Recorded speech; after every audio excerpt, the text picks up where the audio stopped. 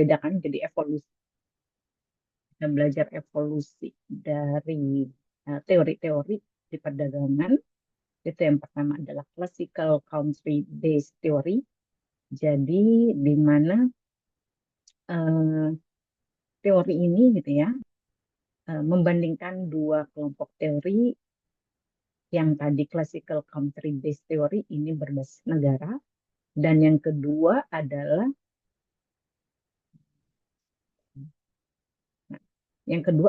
modern firm based theory. Kalau ini classical country theory, ini base-nya berbasis country, dan yang kedua adalah modern firm, ini berbasis perusahaan atau industrinya. Ini gitu ya.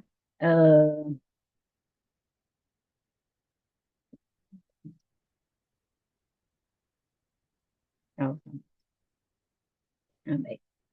Jadi kita lihat dulu satu-satu. Apa sih di dalam classical based theory ini? Ini fokus pada negara sebagai unit analisisnya. Jadi perdagangan itu berbasiskan negara. Ini muncul teori ini ya, muncul antara abad ke-16 hingga ke-20 dengan asumsi bahwa perdagangan itu ditentukan oleh keunggulan dari setiap negara atau keunggulan antar negara. Jadi kalau mau berdagang gitu, kalau melakukan perdagangan itu dilihat setiap negara ini atau negara tersebut atau negara kita, ketika kita mau berdagang itu negara kita akan melihat bahwa keunggulan kita apa sih dibandingkan dengan yang lain gitu. Jadi tidak memikirkan basis perusahaannya, tapi berbasis eh, negara kita memiliki keunggulan apa. Nah, ini yang pertama, pembahasan pertama ada merkantilisme. Jadi merkantilisme, nah, ini merkantilisme ya. Ini negara dianggap makmur, jadi dianggap mempunyai keunggulan gitu ya, jika memiliki surplus perdagangan. Jadi dia lebih gitu ya untuk memenuhi kebutuhan dalam negerinya berlebih. Jadi dianggap dia surplus gitu ya.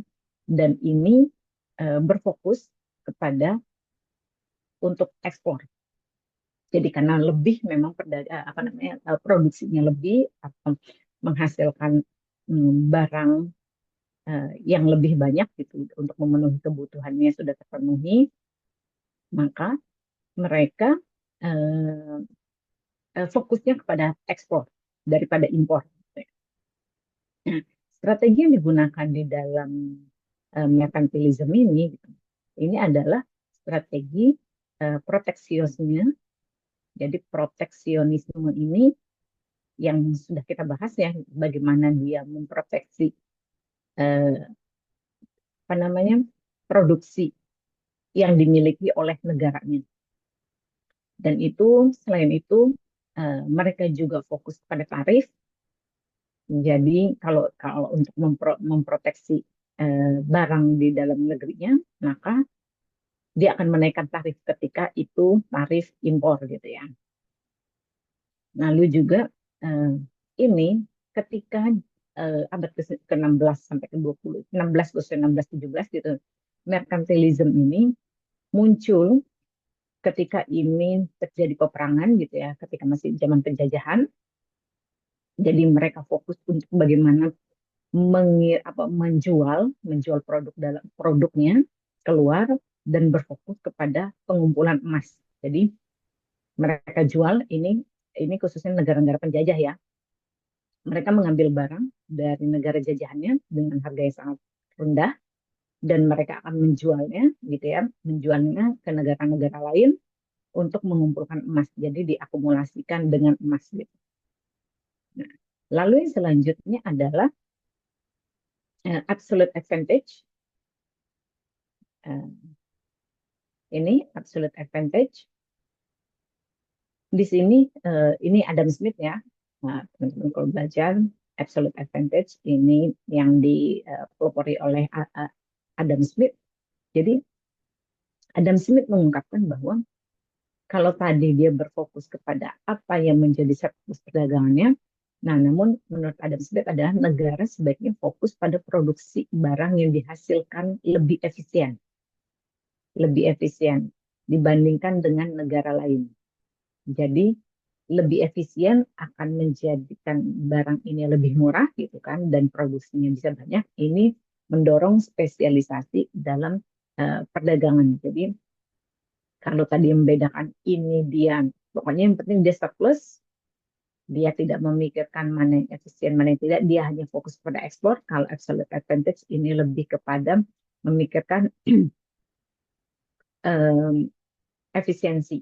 Jadi mana barang yang bisa diproduksi secara efisien dan bisa diimpor secara efisien, maka ini akan menjadi fokus untuk perdagangan negara-negara tersebut. Nah, lalu selanjutnya comparative advantage. Jadi kalau absolut tadi dia hanya fokus kepada satu gitu ya. Nah, untuk di comparative advantage ini jika suatu negara unggul secara absolut, unggul secara sepenuhnya gitu ya di semua produk. Jadi perdagangan tetap menguntungkan bila negara tersebut spesialisasi. Kalau tadi ternyata di absolute advantage ini dia memiliki keunggulan gitu ya, karena efisien tapi banyak barangnya, banyak beberapa barang. Gitu. Nah, dia boleh menjualnya kalau itu lebih efisien. Nah, di comparative advantage ini fokus kepada eh, tetap saja dia harus spesialisasi meskipun dia banyak. Bisanya misalnya gini, Indonesia bisa buat pesawat bisa buat mobil bisa punya perdagangan surplus di sawit, iya, bisa memproduksi tekstil gitu ya, baju-baju bisa. Nah, tapi dipikirkan lagi mana yang lebih efisien. Kalau tadi lebih efisiennya banyak ternyata A, B, C, D, E gitu kan. Nah, kalau itu yang absolute advantage. Nah, kalau di comparative advantage ini lebih spesifik lagi diharapkan ini dari David Ricardo ya. Kalau absolute advantage tadi Adam Smith, David Ricardo mengatakan bahwa tetap saja harus mencari mana yang itu lebih efisien dan itu menjadi spesialisasi. Oke, kalau kita dengar eh, mobil-mobil berasal dari mana sih? Dari Jepang. Berarti kita sudah membranding atau spesialisasi Jepang adalah produksi mobil gitu. Nah, kalau misalnya untuk baju-baju untuk mode, pasti kita akan lebih memikirkan oh ya, pusat mode kan ada di Paris. Nah, ini berarti dia dia bisa memproduksi lainnya, tapi ada spesialisasi yang yang menjadi keunggulan comparative advantage dibandingkan negara lainnya. Nah, lalu ini yang classical base teori ini ada lagi HO, Hackers-Ohlin, gitu ya. Ini Hackers-Ohlin. Nah, perdagangan dianggap ini teori HO ini, gitu ya. Perdagangan ditentukan oleh perbedaan faktor produksi. Jadi dilihat negara mana, gitu kan, negara mengekspor yang faktor produksinya melimpah. Dia kan sudah cari yang efisien. Nah, HO lebih spesifik lagi, fokus kepada faktor produksinya. Misalnya faktor produksi kita yang melimpah itu apa? Sumber daya alam kita melimpah, gitu kan. Lalu kita juga yang dilihat melimpah ada tenaga kerja, jadi sumber daya manusia kita melimpah, gitu. Nah, berfokus kepada barang-barang yang bisa diproduksi dengan menggunakan eh, apa namanya produk-produk atau jasa tadi sumber daya manusia dan eh, hasil alam kita yang melimpah gitu. Jadi fokus pada itu. Apa gunanya? Untuk tadi biar bisa eh, sumber daya ini, faktor produksi yang melimpah ini dapat digunakan gitu. Ketika faktor produksi melimpah, berarti kan biaya produksinya akan lebih sedikit gitu, akan lebih efisien. Nah, ini fokus kepada faktor produksi. Nah, Namun gitu ya, teori ini itu eh, mendapatkan banyak kritikan.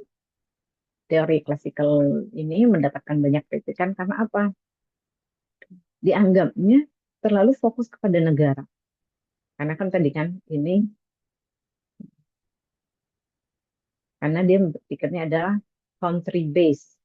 Jadi tidak memikirkan apa yang bisa dilakukan perusahaan, apa yang menjadi fokusnya atau kemampuan perusahaan, tapi hanya memikirkan secara makro, yang melihat secara negara gitu kan. Nah, dia mengabaikan apa yang terjadi dinamika perusahaan. Ada yang mungkin berpikir negara menghitung secara agregatnya, secara menyeluruh bahwa oh nggak bisa nih, kita nggak bisa memproduksi barang tersebut gitu kan, kita tidak mempunyai komparatif, tapi dia mengabaikan bahwa ada perusahaan-perusahaan yang mampu gitu kan, ada perusahaan yang mampu. Nah, dia juga tidak memikirkan bagaimana inovasi, bagaimana strategi kompetitif yang ada di eh, apa namanya perusahaan. Dan ini masuk ke ranah saat ini adanya percepatan teknologi dan adanya apa international trade yang tanpa batas atau tanpa border gitu ya. Nah, ini seperti ini. Lalu kita lihat di sini modern firm, base yang tadi berbasis dengan teori, berbasis dengan perusahaan ini muncul di abad 20 pertengahan ya, setelah abad ini, setelah abadnya apa namanya, yang country ini, maka muncul firm based theory. Nah, di sini melihat bahwa fokus eh, dan menjadi faktor utama adalah perusahaan. Perusahaan dalam perdagangan internasional. Berarti kan individu-individu perusahaan-perusahaan ini bisa menyatakan atau mengklaim gitu kan, apakah mereka bisa melakukan perdagangan, bisa ekspor atau bisa impor. Yang pertama adalah country similarity.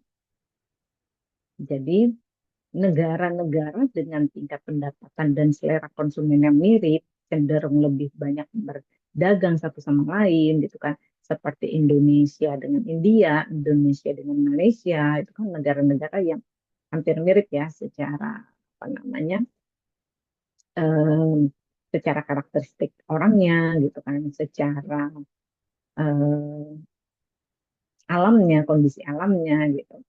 Nah, ini menjelaskan bahwa setiap negara itu bisa loh saling saling melakukan perdagangan internasional gitu ya, karena tadi kecenderungan misalnya baju-baju Indonesia dijual ke Malaysia ya, itu sangat memungkinkan. Karena apa? Karena kondisinya iklim kita sama, bukan iklim yang kalau di Eropa kan, kalau kita jualan baju-baju berbahan tipis gitu kan, di Eropa pada saat kita jual ternyata itu musim musim dingin bersalju kan nggak mungkin, berarti kan country similarity-nya tidak terjadi kan.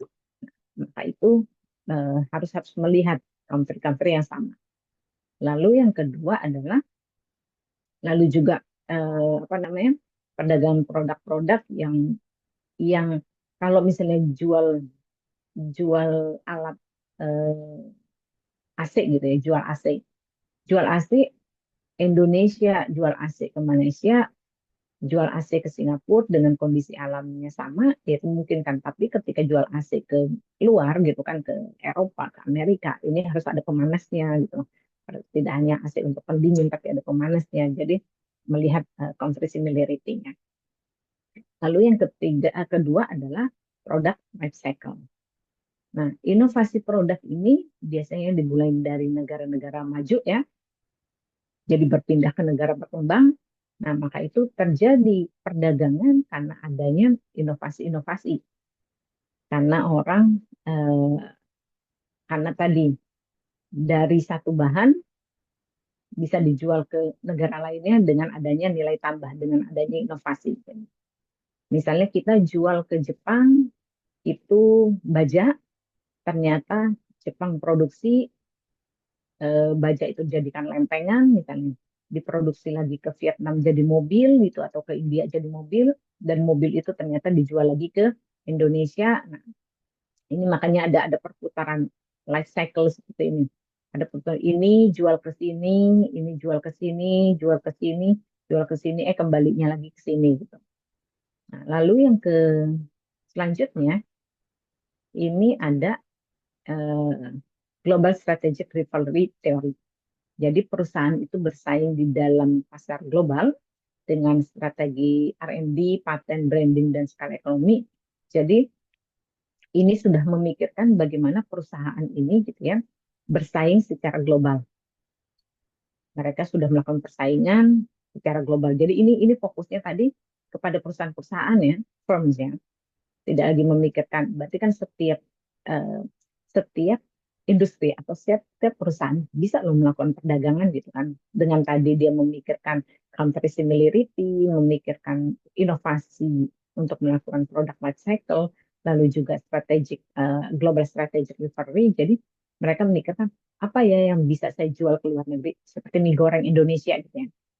Indomie bisa jual ke luar negeri, bisa jual ke Afrika, bisa jual ke negara-negara lainnya gitu. Dengan memikirkan, dengan melakukan apa namanya strategi gitu. Ternyata kalau di Indonesia kita pakai saus, di luar dia sausnya nggak terlalu pedas gitu kan. Melakukan inovasi-inovasi seperti itu sehingga bisa bersaing di pasar global.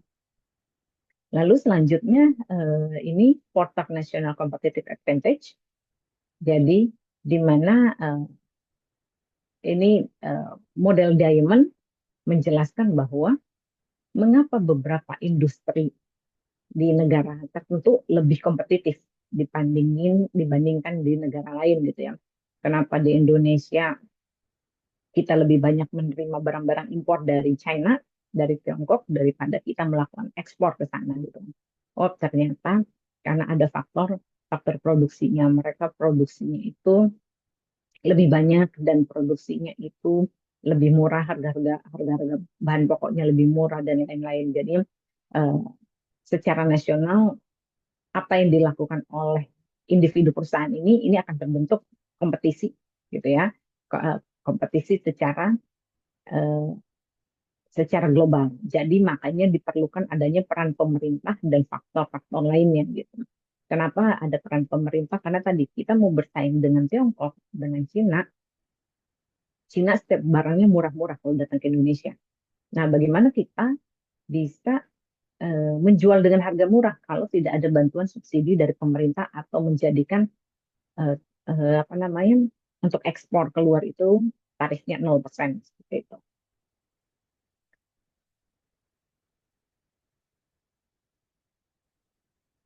Nah, untuk hari ini gitu ya, tugas teman-teman ini ada apa namanya slide selanjutnya keterangan saja gitu ya, keterangan saja yang sudah jelas saya jelaskan tadi. Nah, hari ini tugas teman-teman adalah me- membuat rangkuman klasikal dan ini modern form ini dengan disertai contoh-contoh ya apa yang terjadi di merkantilisme dulu seperti apa ya gitu ya. Absolute advantage dulu perdagangan seperti apa, barang-barangnya seperti apa, kompetitif juga, HO juga seperti apa. Nah, berarti kan membuat ini empat ini jadi 8 ya. Itu tugas teman-teman hari ini. Ada yang ditanyakan?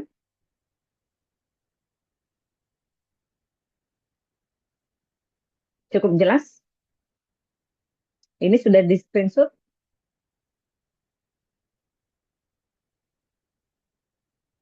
Sudah di screenshot belum? Ibu. Oke.